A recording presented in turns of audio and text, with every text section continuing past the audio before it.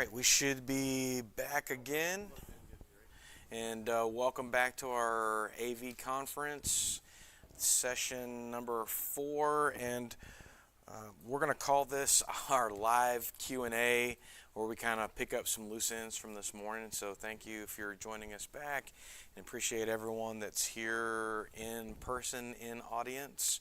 And we got kind of a cool setup here. Our friends in Dayton, Chris Rayburn, he's got his little setup over here, and he's going to talk about that and go over that while we're trying to get this figured out. And one of the things that I forgot to mention for everyone that's here in person, we had a first. Was it last year? Yeah, it had to have been last year because we haven't started. We just barely started soccer. Eduardo was able to do our first ever solo production without a teacher there. So he and Alejandro, who are two of my top guys, took all the gear over to the stadium, and they were able to not only film a soccer match, but they also did live play-by-play commentary. And they did it in Spanish, which was the first thing that we had ever done before. So that was a really cool thing. Yeah, it was last year. Yeah, last year. And then one of the cool things, they did such a good job. One of the goals that got scored, they did such a good job with the camera work and the announcing. I was able to cut that piece out and put that into some promotional work for us. One of those chill-inducing calls. It was pretty cool. I'm really proud of him for that.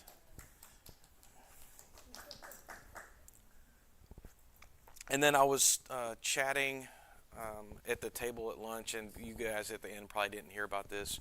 One of the pieces of equipment that we find super, super important for us, kind of going back to that last session, was Epidemic Music. And it's a subscription music service. Not so much on our live stream per se, but on our pre-recorded stuff. And well, I guess even on our live streams, I'll build intros for our shows, and I'll build outros. And then when we're doing commercials, I pay for this subscription service. It's about $250 a year, but it gives me access to a catalog of thousands and thousands of songs across any genre that you could think of. And with that embedded in the music, the metadata portion of it allows me to prevent copyright strikes across several platforms. So it's tied when I go to YouTube. It allows me to have up to 3 YouTube channels, up to 3 Facebook pages, a couple of TikToks, several Instagram things. And so if I play music or stuff from our business on those platforms, it won't mute it, it won't stop it, it won't strike it. And it's been kind of a game changer for us, especially for our puppet show. I was able to take some of that music that I really kind of thought jived with what we were doing and turn that into an intro that we play with a recurring bit of, I guess we do that for our intro. So, I mean, it's really cool. And if you have not seen any of those episodes, they're on our YouTube channel. And we try to keep them, I think the longest one was 8 minutes long because we gear them toward kindergarten, first, second grade kind of kids. And so thought their attention spans wouldn't be very good. All right, Chris, are you ready or not ready? You're invalid. We're using the HDMI through a bird dog to feed it into. Okay. And for some reason, it's not liking the way it looks. Well, while you are working on that, now that we've got, and again, some of our friends had to take off with other engagements, and so our live portion is kind of pared down a little bit, but that kind of works out just a little bit because I think this more intimate setting, we can ask questions because I know you guys a lot have questions, particularly if you haven't done this before. So maybe we can spend some time just asking questions, and if you want to see equipment, grab equipment, do whatever, we can kind of figure that out. And I know what, maybe we'll do this next. No, let's do it right now. Jordan, why don't you come on up here while they're trying to figure that out? Yeah, you got the hot seat, Jordan. I'm glad I'm not the only one with technical problems because you are right. Every time it doesn't seem to do problems. Oh, yeah. New problem every hour. New problem every hour. Okay, so, and we'll have to share this mic just a little bit. So Jordan,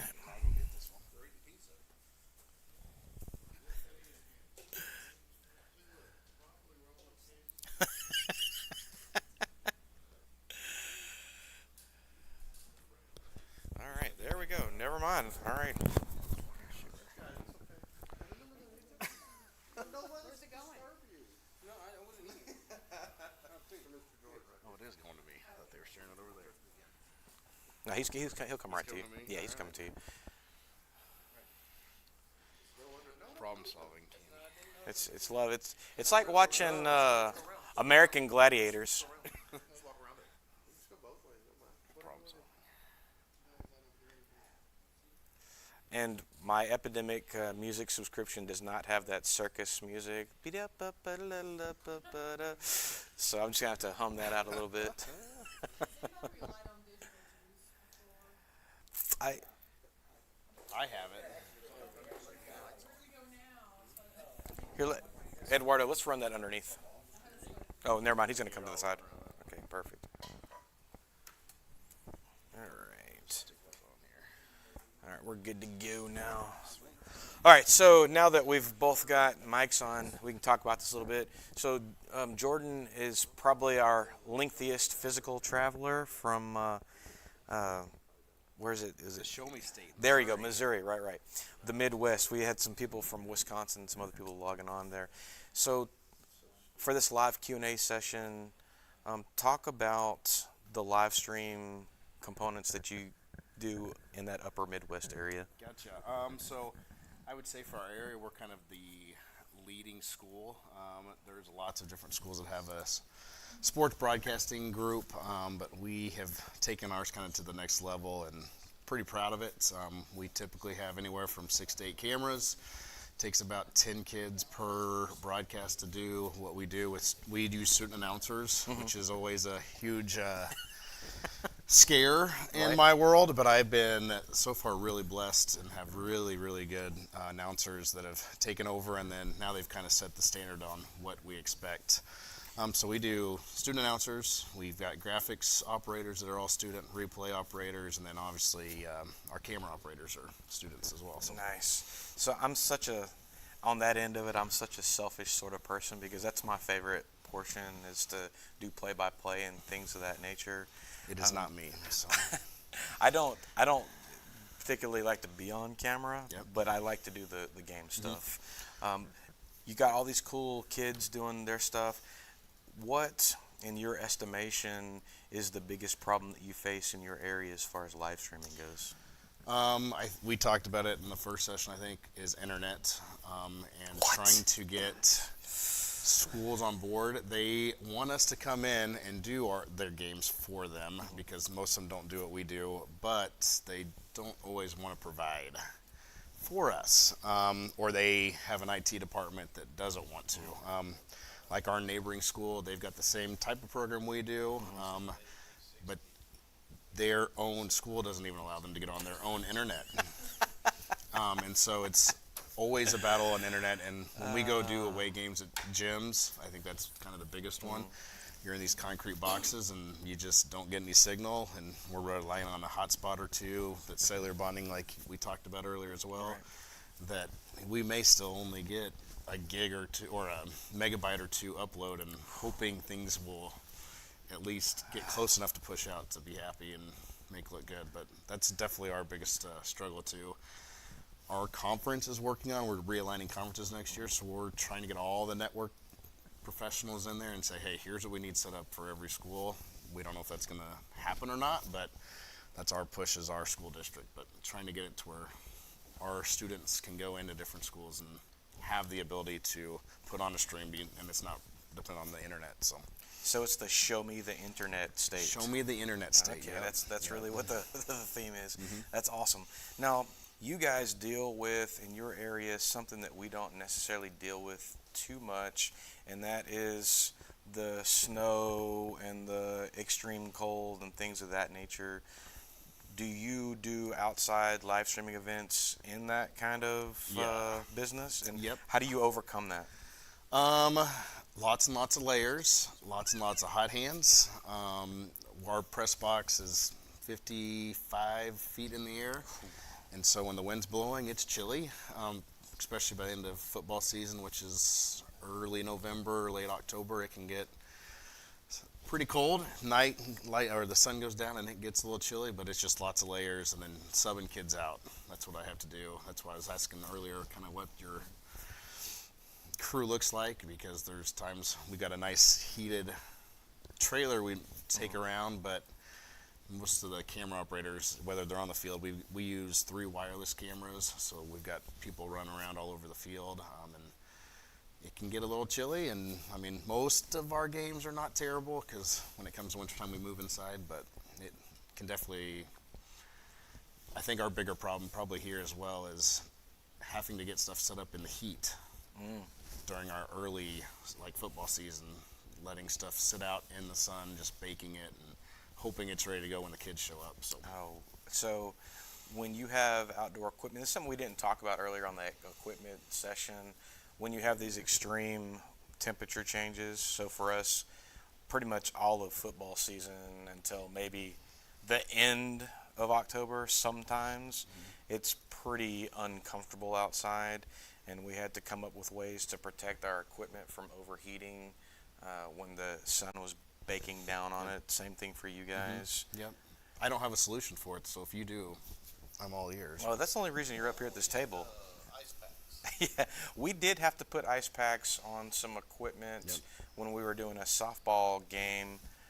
The sun was beating directly down to us, and yeah, we had to lay ice packs on everything we had.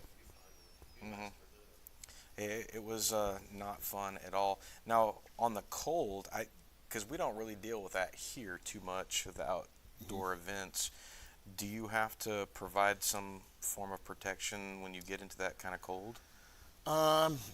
It doesn't necessarily, for what we usually, it doesn't usually get that cold for us before we move inside. And we've not had a real cold. I don't know if I've ever got below freezing at a game yet, so I've not had to worry about that, but I'm sure there's other areas in the U.S. that do. But rain is our other big one. I got lots of equipment that doesn't have anywhere to go when it rains, and it loves to rain on Friday night. I've decided in Missouri it's the only time for it to rain, actually. So, well, around these parts, when it hits about 75, that's when people start breaking out the winter parkas. Yep. So we don't really know too much about cold Perfect. here. Yep. Any questions from you guys for Jordan? As far What do you use for your switching? We use a TriCaster for ours. I was telling someone at lunch, we also use a YOLO Box Pro for away games. And I typically do not go to those away games. I send the kids on the bus. They go plug in, put headsets on, call it good, and I'm usually on the back end waiting for the phone call. And they'll go live. They go straight to YouTube. I don't have to typically worry about it too awfully much. The biggest worry is obviously getting internet, because I send them off and sometimes they're too shy to even go ask their AD if they can get on Wi-Fi, and if they can't get on Wi-Fi, there's no guarantee that YouTube is unblocked for us to send out to them. So that's where I think another encounter we have is school saying, yeah, we'll give you internet access, but that internet access doesn't allow you to get to YouTube or whatever platform we're going to. So we bank on it, thinking we can plug in, and then we get to the point and it's 10 minutes before game time, and we're like, this is not working. So as far as from the Missouri, that area where you're at, how did you program build? Or did you have to program build? Yeah, I started from scratch. We've been live streaming our games for probably 10 or 15 years, but it's just been someone at district office with a camera going back and forth. It's not been anything crazy, no announcers, no nothing, no scoreboards, anything like that. When I was in high school, my junior and senior year, we had a program just barely get started, and then I went over to the rival school and got a teaching job, and then I was like, this is what I want to build. And so it's been a 4-year project for me. I've been teaching for 9 years. It's been a 9-year project, but I've got it off the ground the last 4 years and kind of really started getting it built up. And it's a one-man band for me, so I'm jealous of you two, getting to work together and have different skill sets that bring it up, because the kids, I think that's what pushes me more than anything, though, is they're like, we see this on ESPN. We want to make this happen on our broadcast. And I'm like, well, we don't have $100,000 to spend. But we'll usually, I mean, right now they're wanting me to get the yellow first down line. Obviously not happening. No. But it's those things, them being involved in wanting to push the limits of what's possible, and then me looking for ways to try to make that happen. And that's what I like about this Facebook group is you get to see some different things that, like the field goal post for us, we have a field goal post. When the turf got installed, I went in one night when they took it all out. I dug a trench, ran a cable in there, so I knew I had one all the way through. And so that's why we were able to put one on our upright without having to run it over the track and everywhere else for everyone to run. But that was the kids wanting, we need to have something back there, and so that's what we made happen. Whether our school district knows about it or not, doesn't matter. Now They look, do now, but they do now. But I got my superintendent right here on the phone. Yep. I can get you a job tomorrow. You just go ahead and call the airline, tell them you're not Yep, going to be heading perfect. back. Sounds good. Yep. I like to hear about different places because you guys, a lot of us have the same overarching problems, but you have some specific things. You've got some pros and cons to where you're at and where we're at. We couldn't, until COVID kind of came through, we weren't allowed to live stream football on Friday night. You could stream it, but it had to be like an hour after the contest was over. Then you could, like a tape delay. Yep. You could do it on Thursdays or Saturdays, but you couldn't do Friday. And it wasn't until the COVID happened that they relaxed that. So is that the same sort of deal in Missouri or no? No, we can do, for the most part, and we don't have, I know some, I've been seeing on Facebook, the NFHS conflicts. We, in Missouri, for the most part, I've not been to a school that's denied us or won't allow us to come in because of different things. We've always been allowed to stream Friday nights, whatever it might be. Only difference, and I think it's similar to you guys, we use Misha TV, which is our state association for postseason. And it's pay-per-view, which is a bummer because we do free all the way through, and then they get to postseason, and then they have to pay for it, and they have to pick the right stream because anybody can stream postseason. And so you may have mom and pop with a camera and a mic, and then you have our production that's doing replay, all the fun stuff, and then we get the fun emails saying, why do we only have one camera tonight? Why is there no audio? It's like, well, you clicked the wrong stream and paid for the wrong one. So there's definitely headaches with postseason. Anytime I feel like the state gets involved, you can get some headaches, especially when they're controlling it. But we're pretty fortunate and pretty relaxed. There's a few tournaments that we can't go do. Basketball, we have a huge holiday tournament at Missouri State that they just won't allow us to come in and do. And there's no one that does it, which is even more frustrating. But they won't allow us to come in because they're afraid it'll hurt their attendance in the arena. So, Well, that was one of the reasons that we weren't allowed to live stream on Friday because they didn't want to hurt in-person ticket sales. Yep. But I guess that's a whole other yeah, conversation. I mean, my argument to it is we built a brand new stadium. There's, I think, 5,000 people that can fit in it. We were getting like 4,000-ish. And since this program's been going, the community's more involved in our school now, and we get a lot more people than 5,000 in our stadium. So I feel like if you've got a decent sports program and this you can add to on top of it, hurting attendance, yes, it might hurt a little bit temporarily, but I think in the long run it's going to help you because just the community involvement that we are able to give back to the community, and most of the time they're happy to see what we do and excited, and just brings more community involvement and impact, I feel like. And it's helped our school pass bond issues, all sorts of fun stuff. So I think it's definitely a huge impact and a benefit to the community that what we can bring to them. So. All right, let's talk about that community involvement just a little bit, because again, I'm super interested to know how people do it in other places. Do you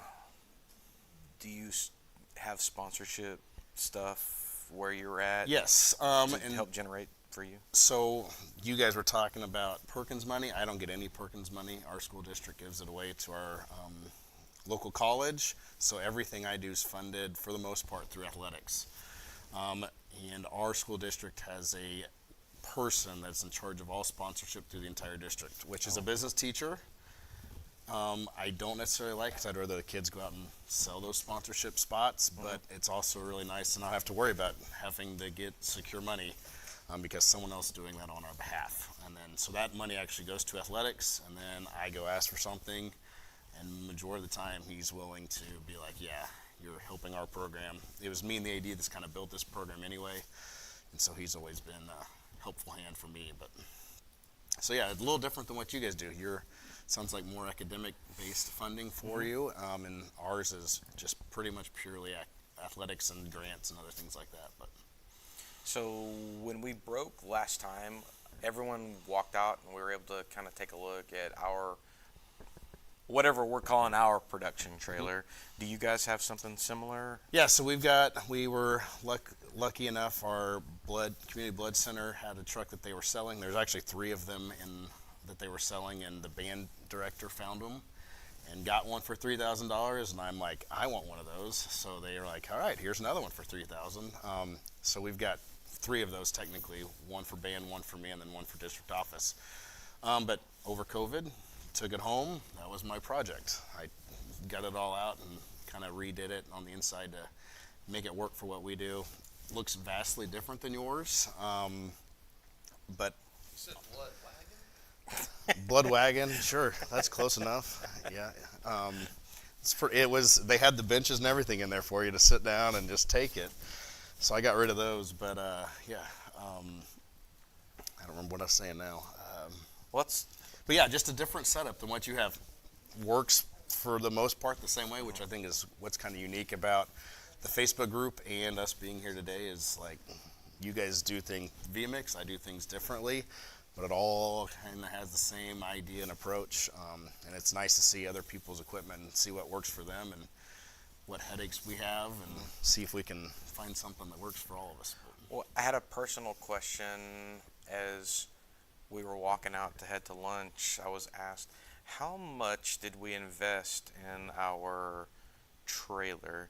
Now, you said that you invested $3,000 just for your blood wagon. Yep, the blood wagon, yep.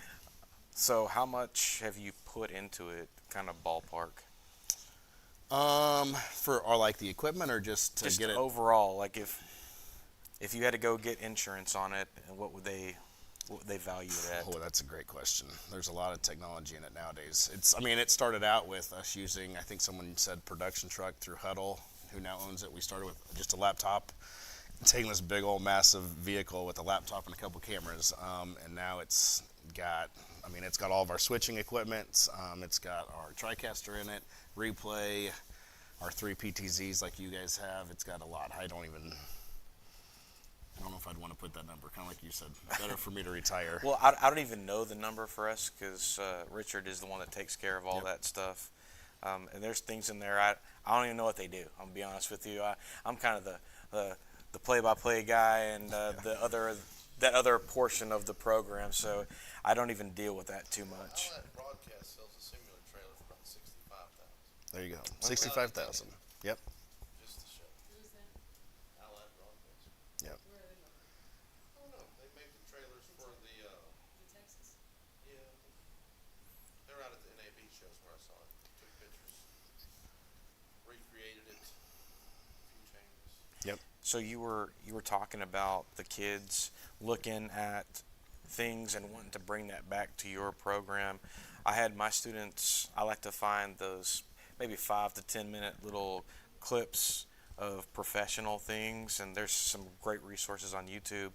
And we found this one history clip, and it was talking about how they first started the yellow first down, and then they were adding in the other where the line of scrimmage was and all that business. And I thought that was pretty cool until they go back there and they're showing that it takes one production trailer just to run that yellow line information, and I mean a semi trailer full of computer equipment.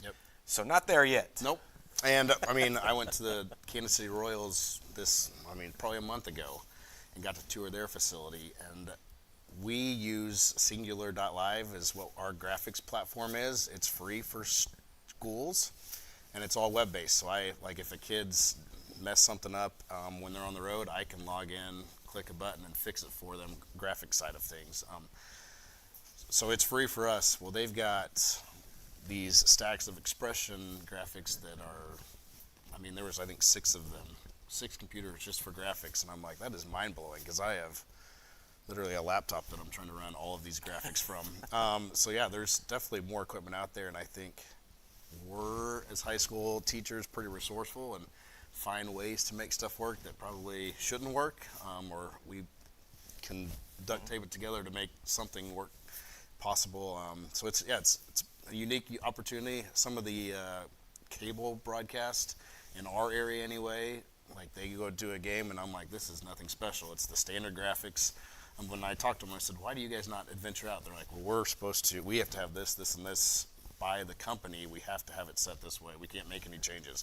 So I think that's where we're also in a unique spot, is we really have no regulations on what we can create or not create. And so it's kind of up to the kids to decide what they want to do with our programs. I mean, we can be innovative and not have a slap on the wrist by a corporate saying, hey, we can't do this because now we have to roll this out to all of our trucks. So fortunate there, I feel like. Awesome.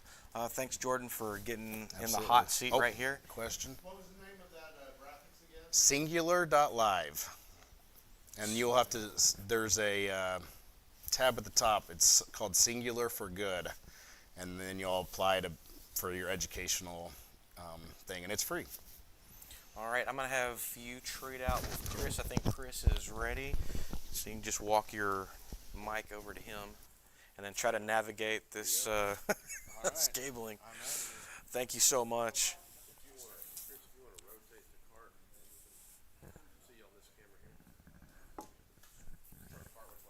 This way? Other way. Me facing camera. 10-4.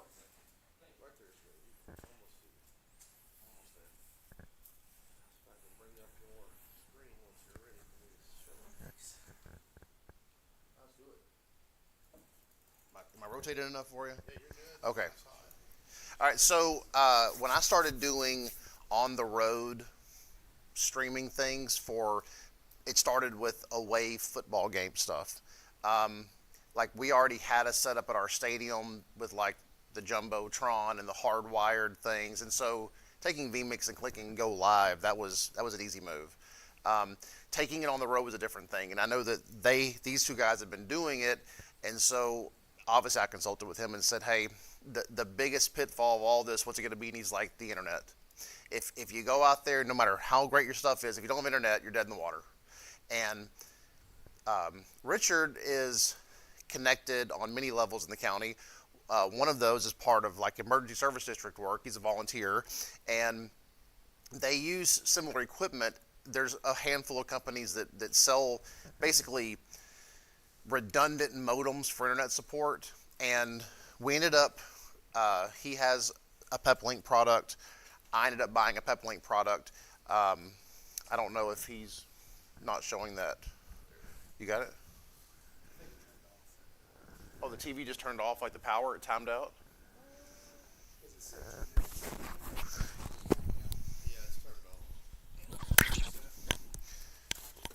So until he gets it pulled up there, so basically, like, imagine if you went into a cellular store and said, hey, I want to get a hotspot. Well, there are third-party companies that have access points that you take all of their SIM cards and stick them all into.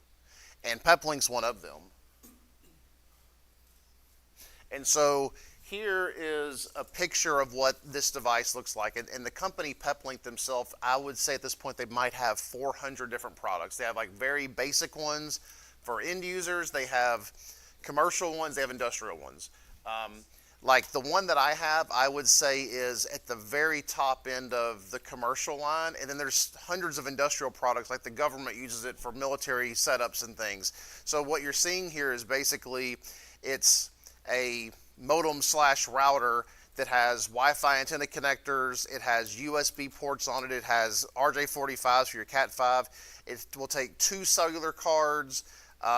It'll take a USB tethered modem on it. And the purpose of this is just to create redundant internet supply.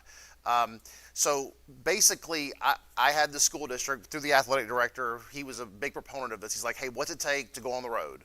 And I said, the biggest part is going to be this guy right here. And I'll just be honest with you. You can buy this guy for around $2,400. It's a big chunk of money, okay? But it's like the key to Are We Live? Whether you have $50 camera or a $20,000 trailer, if you don't have internet, there's no point. And so the school district goes and gets a Verizon 5G ultra wideband SIM card. They sent it to me, I put it in here. On my own, through Richard's recommendation, I went through the Mobile Beacon site and I got the T-Mobile hotspot. And inside of my travel case, I basically have a network shelf rack, looks like that.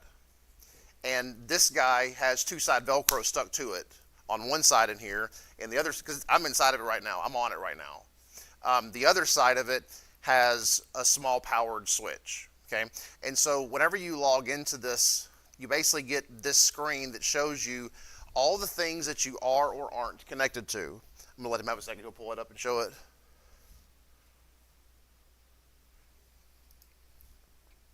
So you can see here, basically, it'll support 2 different cabled connections. So if you go someplace like, hey, plug into this drop, you can plug it in. You can also do 2 different Wi-Fi WAN connections. So if there's a guest network, if the neighbor next door has a network, plus there's 2 cellular inside it, which you can see I've got 1 cellular disabled, so I'm not using it. And then I've also got my USB attached here, and it's showing me that I've got Verizon in this one and a USB on that one. And they have this feature called SFC, which is, fill me in on the acronym again. Super fast channel. No, but it's close to that. Speed Fusion Connect. Okay, that's their bonding service. So basically, if you don't, even if you have the device, it's not redundant. It just has multiple different channels to get to the internet. When you enable the Speed Fusion Connect, it actually goes through a service that you're paying for through them. First year's included for free. The next year you have to have the subscription to it, and it takes it takes all the connections, shoves them into one, and if one drops, the other ones just keep going all the time. And so, like, I have the SFC Protect set up. I can show you here on the dashboard that it's established, and if I go over to my status page, it'll show me on my Speed Fusion that I've got this connected and this connected. Something that I always would do is just kind of like a self-check thing, is I like to just go to a classic site like Speed Test, and when you pull it up, you'll notice it's not using T-Mobile or Verizon, it's using this tunnel. And then which one it's actually using, it's actually bonding and sharing both of them. And so, like, I've got the Speed Test running, and I come back over here and look at it, and now you can see they're both kicking it up. They're sharing it. If I just unplug the USB from the T-Mobile, it just keeps going with just the Verizon only one. It's definitely the game changer in terms of, like, having the internet on the go. I have not had a single complaint about it. And, like, I take this same kit, and when I'm at school teaching, I'll just plug it to the local network, or I'll connect it to the local WAN, hardwire to it, and then it's using all 3 connections. And I'll hook it up to the guest network. Now it's got 4 connections. It just keeps pushing them together. Definitely no complaints about it. The setting up thing, it was actually it wasn't too hard. I just followed an internet video, but at the bottom of this, it lets you pick. When you do have multiple ones, you can actually manually force and say, here's how I want to arrange them. I have all of mine set as use all number 1 and let the modem decide which one's the fastest. And so that is how we use the internet on the go. We use the PepLink product. This one is called the BR2 Max. It's one of their newer models in 2023. I really like it a lot. It's got a really fast processor, lots of RAM inside of it. Random questions about the internet, I'll try to answer them. What are you using for your antenna? I'm using the ones that came with it. Looks just like this picture. You've got a whole bunch of little antennas and then the 5G flat antennas, and then I've actually got my, here's the T-Mobile one just tethered right here. It's just plugged in with USB. What's the annual subscription cost? Based upon the device you get, because they're trying to estimate it at how much bandwidth you're going to use. The one that I have, it's like $249 a year to have it for the bonding service. What you're paying for is connect to their cloud server Yeah, and so Whatever city you pick, Dallas, just probably. trying to compare it to live used cars. right, I understand what you're saying. Oh, go ahead. So you buy the pep link, and then you also have to buy the subscription. The first year it comes with it for free. Then just to use the bonding, yes, you have to have their service plan Now, for it. there's another option, if you have the second PEP link device like here at the school, you can create the tunnel between your two devices and then go out your normal uplink and not have to pay for the service. There's lots of ways of routing the data around it. So like one, I can have hardwired to the internet here, and then wherever I go, it's going to connect to that. Yeah. Think of it like, it's basically, it's a souped up VPN is what it is. You're creating a tunnel wherever you want it to go to, but you're paying them to go out of their cloud. So if I'm at an area where it's way out in the boonies, and there's hardly any service, That's when you're going to be glad you had that big old directional antenna. Or Starlink, that's another. Because like I have found on some, we go to some facilities and they're in Houston, and it doesn't matter who you got, the service is great. Then it's only a matter of, hey, is it Friday night? Are they throttling people? Because we're not paying for like these premium plans. We're just over-the-counter plans.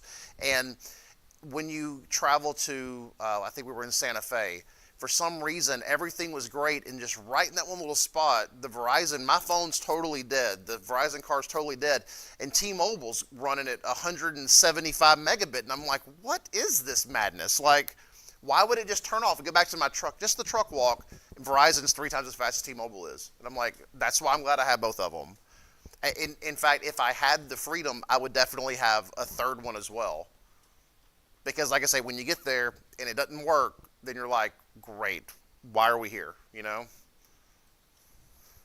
I was going to say about the Speed Fusion plans, it's the price of it is based upon the device. If you have a smaller device, it's like a high-end user, it may only be $100 a year for it.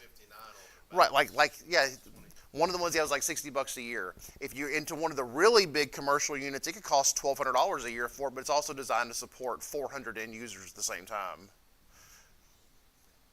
This is actually the product, like, if you look at the Hollywood movie industry, and they have LiveView goes up to a certain extent for that purpose, but if they're trying to run a whole set and all kinds of stuff, you'll see multiple of these devices bonded together. There's videos Peplink has out there where you can see them in action. Well, that's it for mobile data. Hey, it's been the game changer for what we do, for sure. Because the first couple of games, I only had one of the connections, and I ended up in a spot where I was being throttled by T-Mobile for just like a random thing, and then the card came in the next time, and since then it was never a concern because it does all the managing on the back end of it.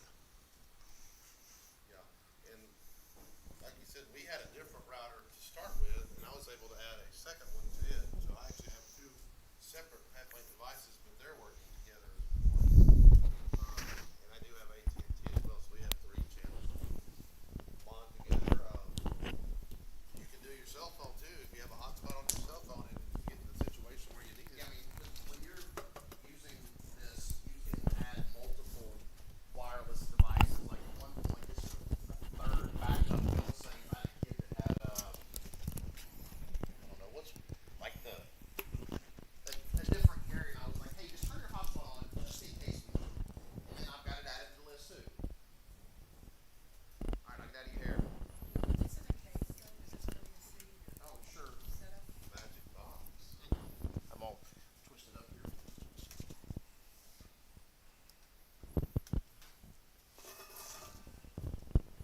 How neat you try to be, Where'd those helpers go? So, this is one of the cases that we use, and it's got, oh, good catch. It's got inside of it my audio mixer, battery backup, the powered switch, and then on this side of it, Eduardo. wrong way. On this side of it, there's power strip coming off of the battery backup, and then a fan because it gets so hot. where's your pep? It's hidden inside of this on a shelf. I'll try to show it to you.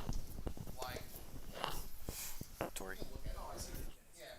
So it's there, and then this powered switch is next to it, and then the USB, the tethered one is just only next to it. And you can see in the trailer, I've got it mounted in the rack, and we got an antenna up on the roof, and then I've got ports to plug in that one if need be, so. So you have, so what all do you live stream, and you take this and a bunch of other cases like this with the other gear in it? What is So this? I only have this one box that's like the actual big road case, and then I have cases like that that have cameras, tripods, Definitely extension recommend cords. multiple smaller cases. Yes. I mean, like, truth be told is that with our full setup, when we travel to an away football game, we use one of the transportations, like, what are those, like the Sprinter style vans, the real tall ones. I would say it's probably, I mean, 25, 30 square foot, and it's all the way to the ceiling, both doors barely shut. And it's because, like with him, we started small, one camera, and then you add and you add and you add, then you're like, I got 9 road cases. Well, you can see how much space the 4 camera boxes take up right there. This is like your power center. I'm sitting at this station, and I've got, cameras are plugged into the powered switch. I've got my announcer sitting next to me plugged into this. My crowd camera's plugged into that mixer. I remember Your those days. switches on your laptop, or what? Where's your video switches? I use NDI through vMix. Same thing Yes. we're doing here. So like the little bird dog devices, every camera that I have has one of those on it, so it's powered to it. So all your cameras go into your switch right here? This one, yeah. So did you put that together, or somebody else kind of? I bought all the pieces, screwed them in. How'd you find out about those pieces? Oh, I asked Richard, and he was like, we used to do that till we had this $100,000 truck or trailer. I mean, honestly, this is probably the 5th rendition of it, because you're constantly Yeah, like, exactly. designing and supplying and shifting and changing. What do you like? What don't you like? I mean, at one point I had a different switch. At one point I had, I don't know, 2 shelves. Did you run into an issue with your switch and have enough bandwidth or something? The first one you tried to use? You were having issues with it? No, so I ended up going to a different switch that was PoE Plus that had like 400 watts available. It was spare at the school district, and it's a, how do I put this? It's a industrial product for our school. It's like a 15-minute boot up device. It's really great and powerful. It's what belongs in that trailer running all the time, and it was not conducive to let's turn this on real fast and set it up. And so it's just pending, waiting for the day that I have a trailer. But I'm still using this small Netgear one. It's nice because it's quick. I mean, the boot up on it's less than a minute. What's your name, by the way? My name's Chris Rayburn. I work in Dayton. Chris with a C? Yes, ma'am. And then Rayburn? CHRISRAYBURN. It's like you're giving a press conference. He hasn't leaned into the mic once and said, "I do Oh, not no, recall." it hasn't I do not recall. For those of you online, I would agree with you though. Smaller cases is the way to go. I tried a big ol' I built a really nice one, had the screen in it, had everything in it, sides, and and the minute you want to change something, you're like, you just need to go smaller. And so the way that I have my things set up is that the biggest constraint that I had when I started doing this was I told our AD and CT director, I'm like, look, we need to have our own internet, and we need to be able to have basically everything we can do on our own, we need to do on our own and not rely on them for anything. And so all that I have to have when I go someplace is just one 120 volt outlet, just one plug. That's all I need. And from here, I plug in, and then I have it's not really a snake, it's just a cable with some looming on it. So a data cable and power board, and then I'm feeding my own switch in the stands. It's powering cameras. So all I need to say is just show me the plugs, show me the holes in the wall, one plug, it's all I need. I don't need internet, I don't need a view, we actually set up with a table, it's hot, bring the tent, go under the stands, and camera people are in the stands, and we just go to the stands, put the cable to the backside and plug into it. Like we're very rogue, on our own, doing our own thing. And it's been honestly really good.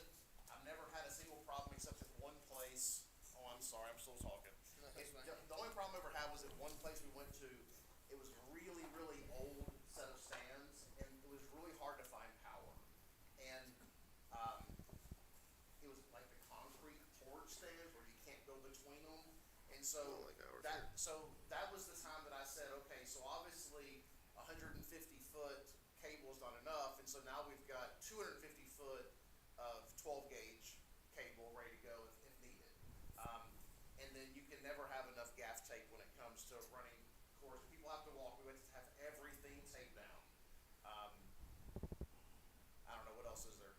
I know we've moved away from gaff tape mostly. We have mobile cord covers now, because I got tired of spending money on gaff tape. So now, What is mobile cord? so a mobile cord, we don't have any in here, but they're about 4 or 5 foot long. They've got a little open tray on it with rails. Drive a truck over 'em. Yeah. I put some on the track so they could drive the truck over 'em. Well, they drove around the track onto the football field over the cable. They didn't want to run my cords. We use those extensively at football when we're going between the stands and the track and stuff like that, so people technically aren't walking over cords. I don't know. I mean, it's been good. It's been a lot of work. Like the thing is that it's also a combination of work and hobby. You know, I mean, you're obviously doing it because you like to do this kind of stuff. It's fun to bring the product, fun to work with the kids, fun to watch it grow. I don't know. I'll answer anything else you have, or you may be done with me. Awesome. They're done with me. Great. So while Chris, and thank you, Chris, very much for that. While he's moving over there, I asked Eduardo to come up here so that you guys would have an opportunity to ask him questions as far as what you might be able to ask a kid, or how you would speak to a kid to get them to participate with your program, or some of the things that, because I think he can give an insight when you're trying to program build, and especially for you, you're starting out in Hardin. What is a we call it a hook to get them to join your program? Because it used to be free food, and sometimes free food is still good, but other times it needs to be a little bit more. And again, Eduardo's been with me in this program since he was in 6th grade. He's a 12th grader now, and again, he's indispensable. I'm going to cry when he graduates. Eduardo, for you, and go ahead and pull your mic up there. So. Have unmotivated students, or is everybody like No, the question is, do we have unmotivated students? So the answer is yes, but then the answer is no. It's yes because there are some times where, for whatever reason, the counselors have no other place to put kids.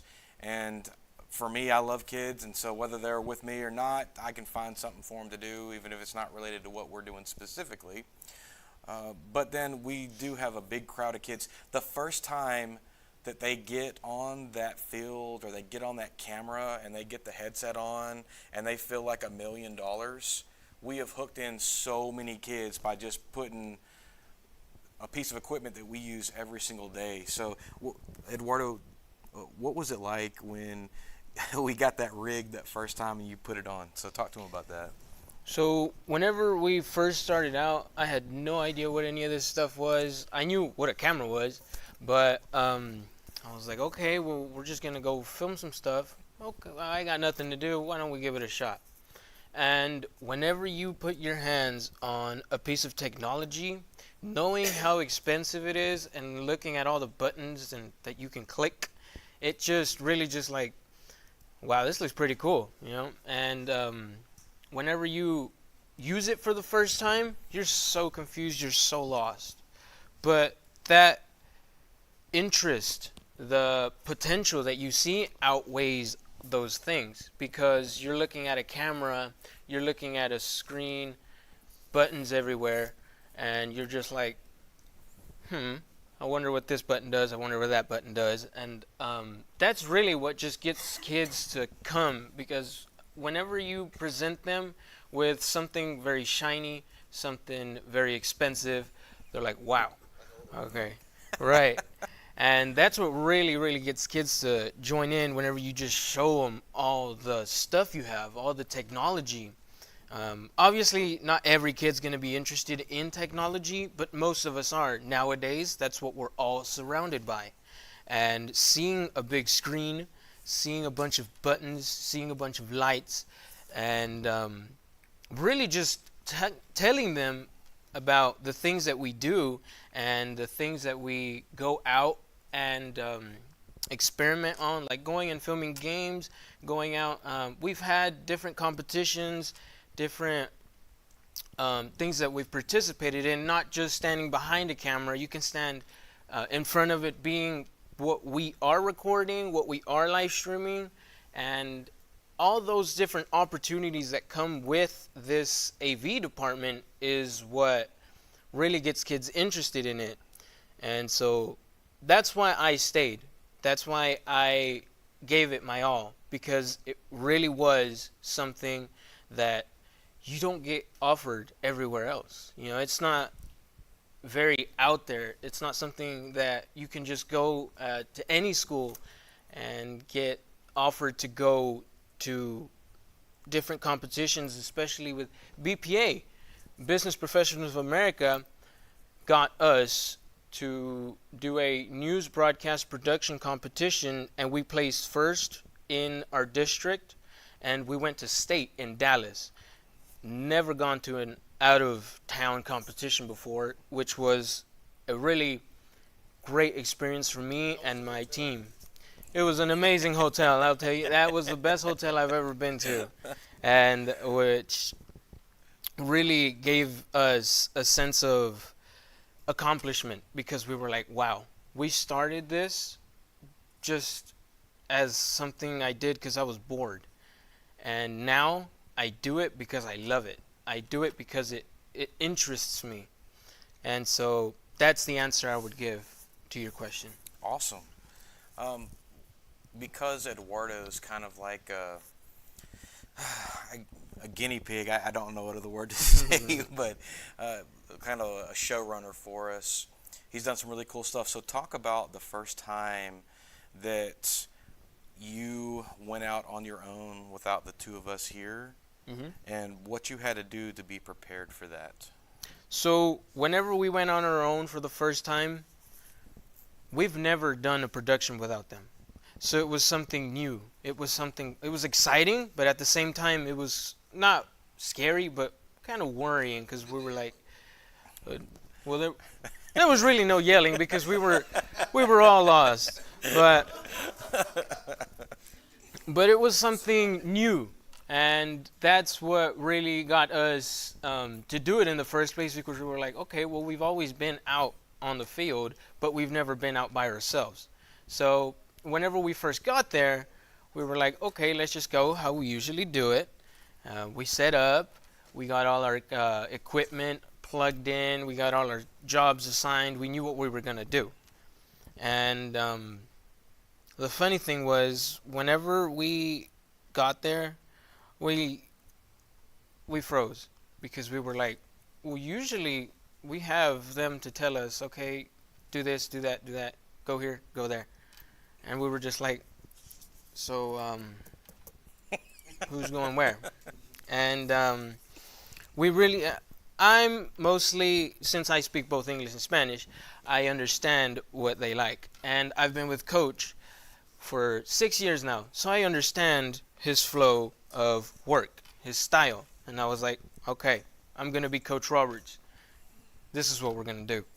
And I put together the whole production, obviously with Alejandro, he's become more than just a friend to me. We've been countless hours working together after school, inside school, doing so many projects together. And then our other teammate, which graduated last year, so we unfortunately didn't have him again, and he was our producer. He could put anything into the editing softwares and stuff, and he would make it happen. And unfortunately, we don't have him anymore, so we have to kind of learn how to do that now. But the three of us going out there on our own, it felt really, really good, because it was our production. It was our work. We did it, and we put it out there, and people enjoyed it. And that was the very best part of it. People saw it. People knew that we did it, and the credit that was given to us, and the fact that we were out there doing something that not everyone else was able to do, it was just really accomplishing, really rewarding for us. And going from where we were to where we are now is really something that I hope you can all enjoy as well. And I hope that your kids also enjoy it as well and get to experience the same things we did. It's really wonderful. You can see why this guy's my right-hand man. Eduardo, last thing, and man, appreciate all these comments. So as he's transitioned into his senior year, and we've had the program going a little bit, we've had these opportunities, and I mentioned it earlier on in the day about some of our side quests, as it were, that aren't live streaming. And so this, with the help of Eduardo here, and because of theater and other things, I got kids that are just sewing gems, and I can give them projects and they can make anything. I've long wanted to have a puppet show that was Sesame Street-ish style, geared toward the littles, because we've wanted to give back to our community in particular. So we developed this little guy right here, and his name is Kevin J. And I get to be Kevin J, and our show is called Kevin J with Eduardo. And so we get to do a little show where we mix education, and we also teach them Spanish words and cool things like that. And Eduardo was really instrumental in helping get this show off the ground. So from a student perspective, can you talk about the things that you guys have to do to get a weekly show off the ground? Okay, so when we start, we have a schedule. Monday, Tuesday is preparation. Wednesday is film day. During our preparation days, we come up with a script, we come up with subjects, and then we really just have to focus on the fact that this isn't a show directed towards adults. This is more for kids. So we really have to touch up on that and use subjects that are relevant to them, not something very advanced, which is kind of hard for us because our thinking process right now is just also just throwing a bunch of like maybe big math numbers and stuff like that, and these kids are learning their ABCs and counting all the way to 10, stuff like that. But we put in the work and we make it happen, which is really just awesome, because who has a puppet show like that? You know, what other school has Kevin J and Eduardo program, right? And it gives us another sense of ownership. And on our film day, which is Wednesday, it really doesn't take us that long because of those two preparation days. So we can get it done like nothing. And it just feels really awesome getting all these students involved, all the behind the scenes, and then looking at the final production. You're like, wow, we really made that happen. And if you were here watching us film, and then you saw the production that we made, you were like, wow, I didn't know that much work would go into such a small video. But yeah, it just feels really good. And So what did we have to do this week? so this week, we actually had to do an improvised episode. So everything you see and hear that we say, me and Coach Roberts both had to improvise on the spot because our script didn't really work out. And so it might have been a shorter episode, but it was kind of my favorite because it really put us out there on the spot. And we handled it really well. So it really shows how well we've adapted and how well we can overcome different situations that we're put in. Awesome. We got just a couple more minutes left for this session. If you guys have any questions for Eduardo. Do you have those episodes online that we can Yes, they're on YouTube or LHS-AV broadcasting channel. Yeah. It's if you go to panthersports.com, you can get there, and it's sports with a Z because we were too cheap to pay for the S. It's going to be like $3,000 more for the S. and we like the Z anyway. It separates us, and so anything that we do, we try to create playlists for it, and so it all lives there. Sports stuff, other things like that. So Eduardo, man, thank you so much for coming up here. Behind the scenes, Oh. you said behind the scenes. How many students does it take to put on your show? What are those roles that they're doing? Okay, so we have a camera operator, sound engineer, our two hands, and Two different kids are. Yes, there's. Oh, yeah. So these are our live hands. So I am operating the head and the mouth, and I've got this lav mic coming to me, and I'm below this desk doing this, and you can see this little monitor down here. So we have that in front of us, so the three of us that are down here can kind of see and kind of interact with what's going on. And so I've got a student to my right with this hand, and I've got a student to my left with this hand. Now, if you were doing puppeteering in real life, you worked for the Henson Company, one person would do this, but I want more people to have opportunities, so I let that. And then we've got a table full of stuff over there with new characters and friends that are being pushed down the stream, because I never wanted this to be the Joe Roberts show. You heard Eduardo talk. I want this to be their baby, and so I'm trying to wean myself off of that and let more kids come in on that. So there's 1, 2, 3 here. He's there. We've got Victoria sitting here, and she's holding the script up underneath. So not for the kids, but if this guy right here gets lost, I can kind of look at the script. And then we've got another girl over here, Samantha, who hands stuff to Eduardo. And then, like you said, we've got the camera operator, the sound engineer, and then and then I have people outside guarding the door so that folks don't just blast in here when we're recording. And not in that class, but in my technical theater class, then I've got a team of girls that are coming up with this kind of stuff. They fix it, they add stuff to it, they adapt it, and so there's probably about 15 to 20 people that are working on this show. But the coolest part for me is when we're watching, and I don't know about you, Eduardo, but when I'm watching the intro of it and I get to see their names pop up like we're watching a TV show, and all the different credits are rolling through, that's cool for me because I get to see their name. And like you said, it's their product, their version. How do you collaborate on the script? Well, when we first started it, I did script number 1. And then after that, I'm like, all right, Victoria, all right, Samantha, I need a script tomorrow or Monday. And I share it via Google Drive. And I gave all of them access to it, and they all kind of work on it together. And then when it's finalized, we'll go through it. And then that's what Monday and Tuesday is for. So we'll print the script, and we'll look at it. And if there's changes that need to be made, we'll make the changes and go back through.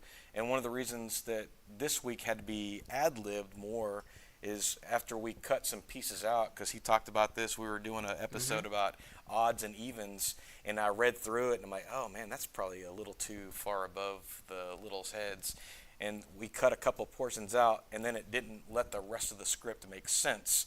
So we had about 15 minutes before the bell rang, and I'm like, well, Eduardo, do you feel comfortable ad-libbing? And so we did a sharing, little quick one. So that turned out pretty well. But as much as possible, I like to let him take the charge on everything. And then as I tell him, I'm only here to make sure that you don't die. Other than that, this is your baby. That's right. Any more questions for Eduardo? Awesome. So I think what we're going to do is we'll take this is our last break. Well, we Yeesh. kind of merged two together at 2:45 is the end of question and answer. Okay. So we got about 15 minutes. So, all right. Do you want to stay live then? Can. Okay. Anybody online? Yeah. And I want to. There were a couple of people that asked questions, and I want to give some credit. So Jeff Keithley, great comment when we were talking about those cord covers, and he made the comment on here. They're called yellow jackets, and I'd heard the term before, but in the back of my mind, I come up with my own terms for stuff that's definitely not industry based at all. So if you're hunting those and you want to order those, I'm guessing that's what they're called. So thank you, Jeff, for that. Yeah, that's right.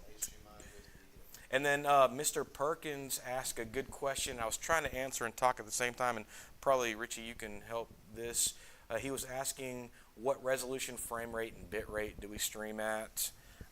Generally speaking, we try to go at 1080 as much as possible. It's a lot easier to do it at home than it is on the road. A lot of times on the road, we have to jump down to 720, which it's not really a big deal because people are mostly watching on their phone or a tablet, and you're not going to see a difference.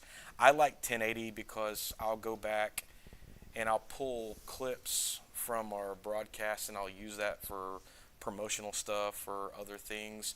And so the higher quality just allows me to peep in a little bit more. Oh, yeah, go ahead and give him the mic back. And then we generally shoot at 59.9 because we don't live in Europe. And so that's just where we are at our frame rate.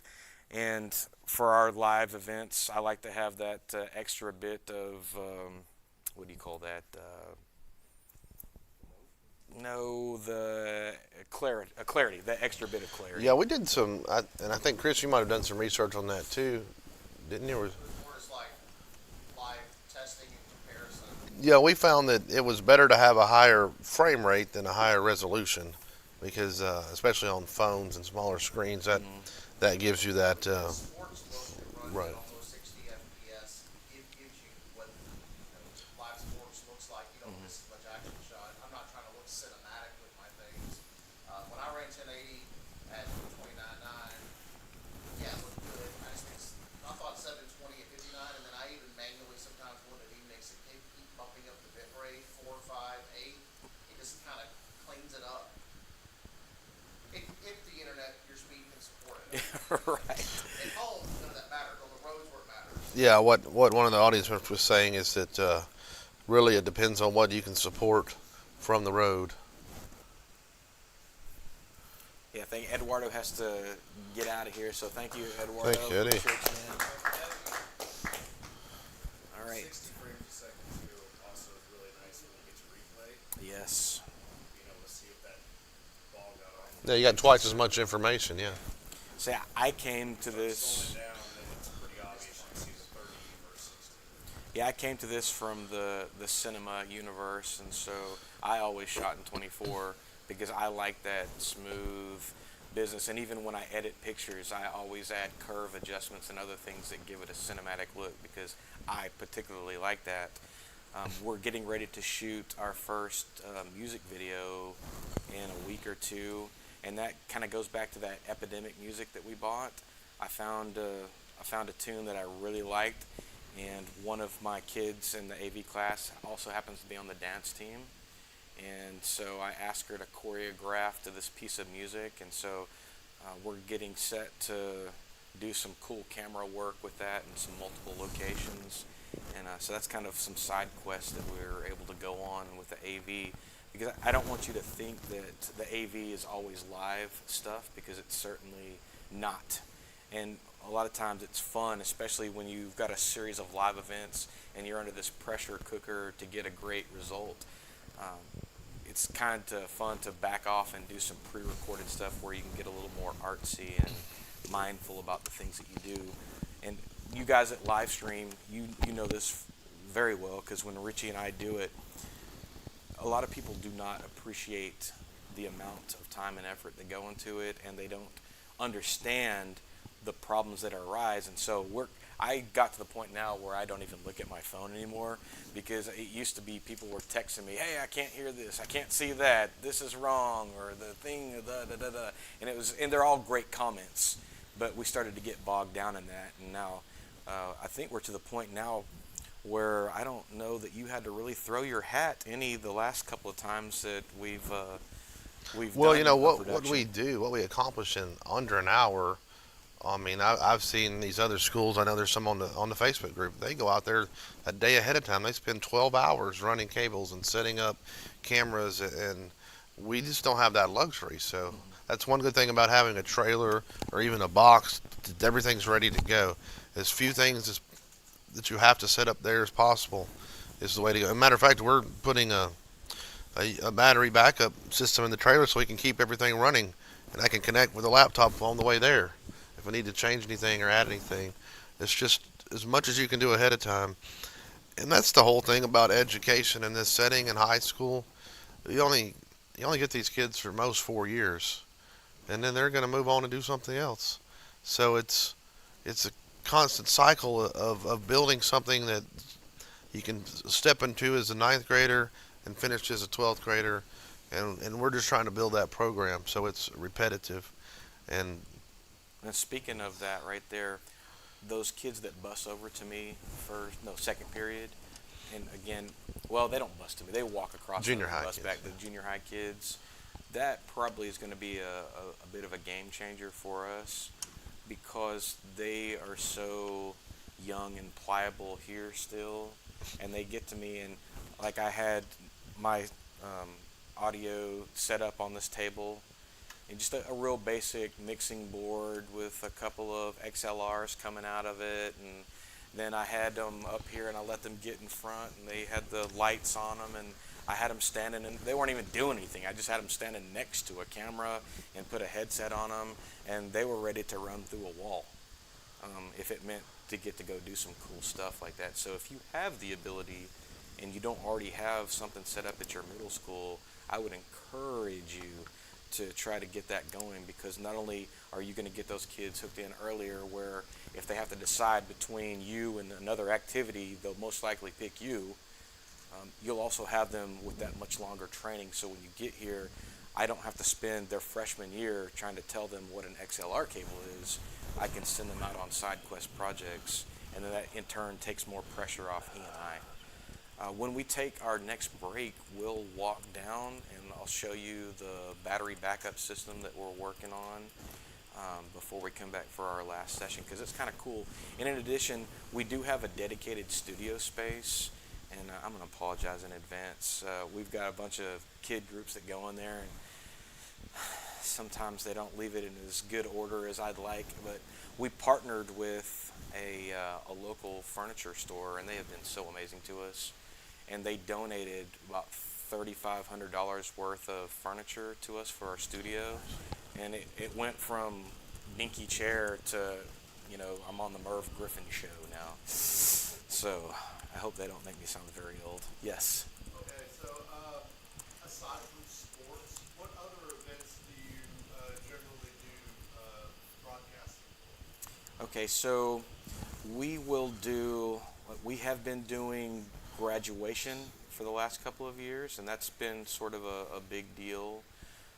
We do the local parade every year. We've got the Trinity Valley Exposition, and that shuts the town down. It's like the fair week, and they have a parade during midweek, and so we'll do that. So that's kind of a pretty cool deal. We really don't do band or choir or theater because of copyright issues. Right. We wish we could do those. And then we've done some public forums and things like that, and we have some recurring shows like this show right here and some other things that are We have a whole year recurring of events. LHS Live on. Oh yeah, we on the do. channel.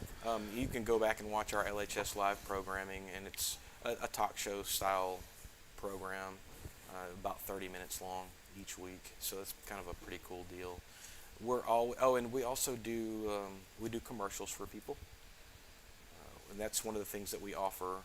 That with the background that I have, I felt confident that I could go in and do custom commercials on location. Well, one of my, I think I mentioned earlier, one of my practicum kids, a senior, he's on his own is to put together this podcast, the Panther Pod, he calls it, and it's not 100% perfect, but we see progress every week. I think it's getting better as he learns.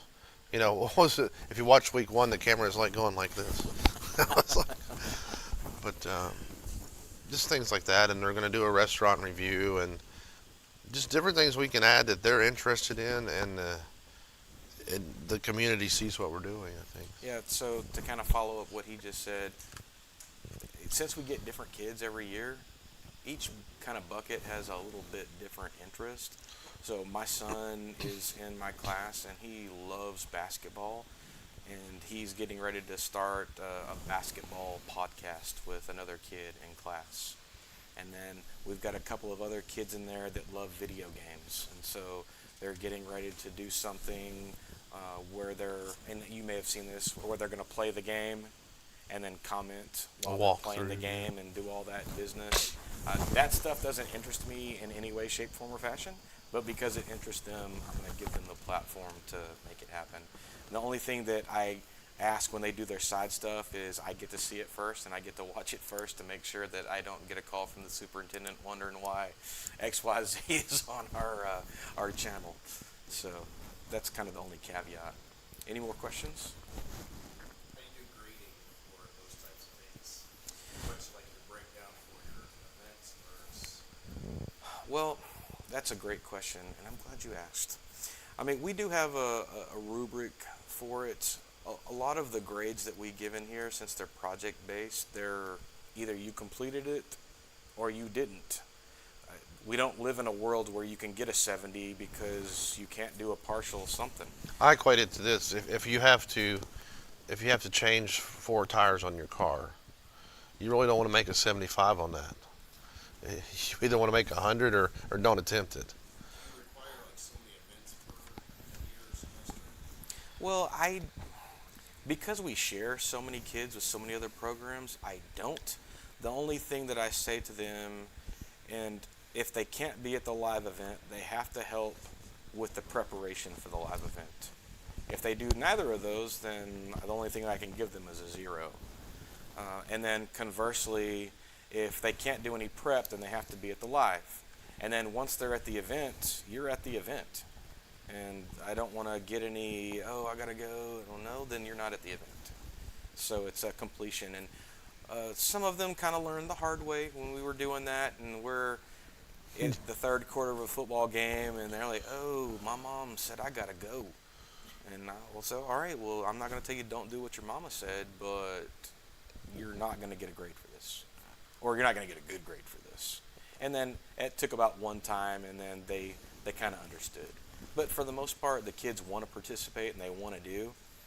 And so that hasn't really been an issue at all. And I give them so many opportunities for side projects that even if they don't like sports, there's something for them that they can like and they can contribute with. I've got a couple of kids in there that they didn't want to be in front of the camera. They didn't really want to mess with the camera, but they're really artsy. And so I'll let them help make commercials or graphics or pop-ups. And because I've taken all the pictures, I'll sit them over there. Okay, I need you to cut out number 10, number 15, and number 18. I need you to cut them out and make a PNG for me for this guy. And that's their grade. And I feel like if I don't have that, then I can't have a quality broadcast. And so they're contributing as much as the person that's on the camera. So that's a fun thing for them to do. Anything else? All right, so let's go ahead and take our break, and then we'll kind of walk down there and I'll let you look at our studio and look at the batteries. And then when we come back, we'll have is our last session? Yeah, our last session. All right, we'll be back in 15 minutes. Yeah, we'll be back in 15 minutes.